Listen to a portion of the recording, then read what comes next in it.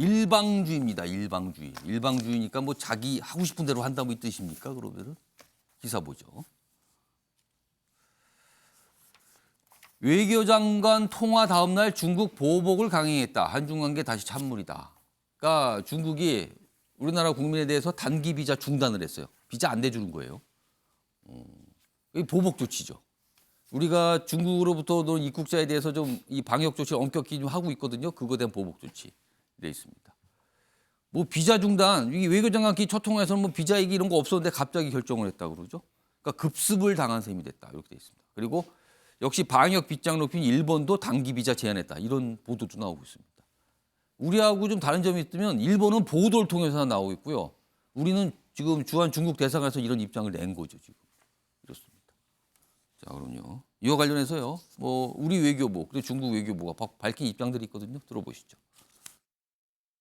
중국발 입국자를 대상으로 한 방역 강화 조치는 과학적이고 객관적인 근거에 입각해서 내린 조치입니다.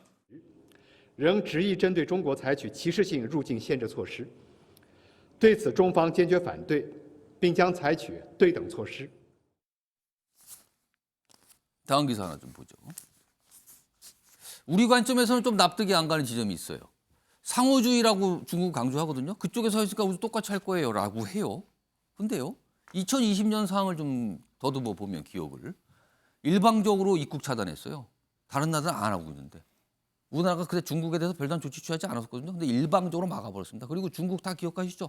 한 번 들어가면요. 3주 격리하는 나라였습니다. 전 세계에 그런 나라 있었나요? 좀 더 보죠. 중국, 한국의 차별적 조치에 대응한다. 우리 외교부는 유감스럽게 생각한다. 이렇게 얘기했습니다. 김정욱 전 장관. 그러니까 2020년 초에요. 일방적으로 뭐 외국인 뭐 다 그냥 입국 금지시켜버리고 그랬잖아요. 더더군다나 무슨 비자가 있어도 금지시켰어요. 그때는요. 뭐 비자 발급 문제가 아니라. 근데 중국은 또 이렇게 얘기하면 이제 와서 상호주의 얘기를 하거든요. 이게 지금 전 세계 통합니까?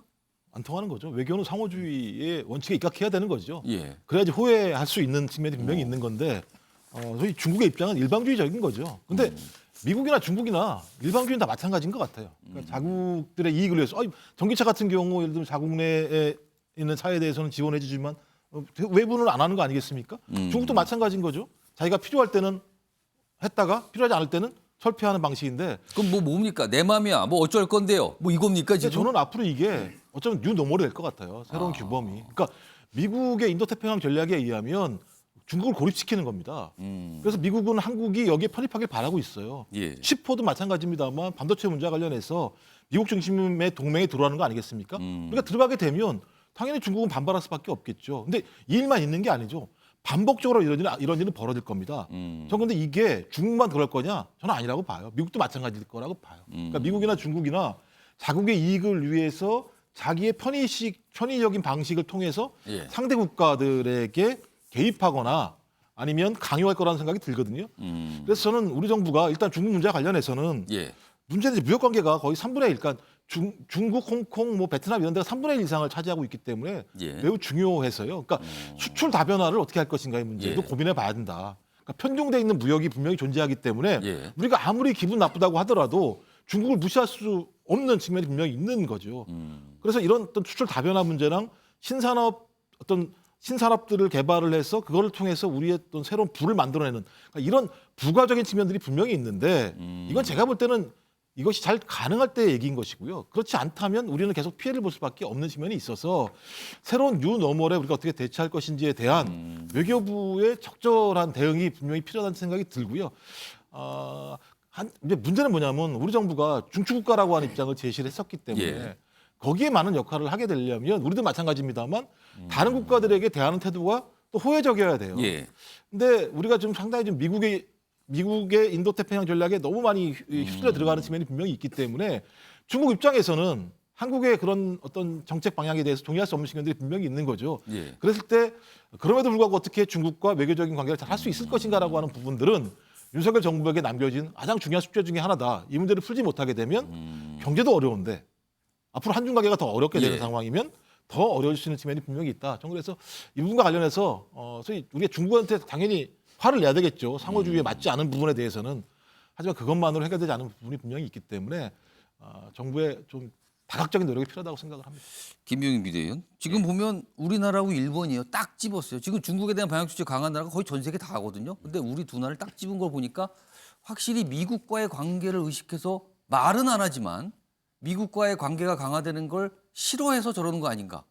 그렇게 해석이 됩니다, 지금. 그러니까 외교적인 문제까지 복합적으로 얽혀 있는 건 아니냐 이렇게 지적할 수도 있겠는데요. 예.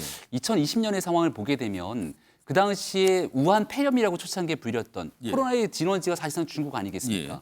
근데 중국에서 시작됐던 코로나가 그 이후에 초창기 때 대한민국은 중국에서 대한민국으로 넘어오는 그런 입국에 대해서 금지 조치를 하지 않았습니다. 예. 그럼에도 불구하고 나중에 대한민국의 코로나가 조금 심해지는 상황이 오게 되고 중국에서 코로나가 오히려 좀 안정세를 취하게 되는 모습이 오니까 중국 내에서 대한민국이 입국하게 되는 것을 강제적으로 불허했던 게 중국의 취했던 조치들 아니겠습니까?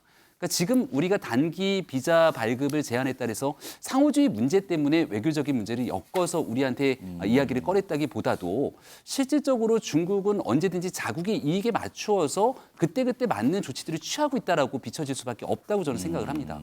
지금 대한민국 입장에서는 중국 주요 도시, 상하이, 베이징을 비롯한 여러 주요 도시들에서 코로나 확진자가 통계를 잡을 수 없을 정도로 폭증하고 있는 상황이기 때문에 뭐 단위가 뭐 추정을 하면 몇 억으로 가죠, 지금요. 그럼요. 확진자 숫자가요. 이 상황에서 할 수 있는 예. 가장 최소한의 조치들을 지금 하나씩 하고 있는 것이거든요.